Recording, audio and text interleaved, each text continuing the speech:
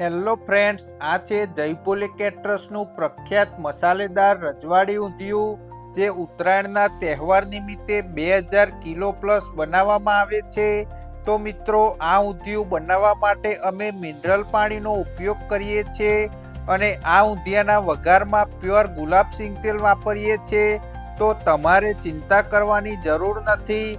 અને મિત્રો, આ ઉત્તરાયણના તહેવાર નિમિત્તે આ રજવાડી ઊંધિયું લેવા આવવું હોય તો અમદાવાદના બારેજા ગામમાં પ્રકાશ હાઈસ્કૂલની એક્ઝેક્ટ સામે જય ભોલે કેટરર્સનો ઊંધિયા જલેબીનો સ્ટોલ લાગેલો હોય છે.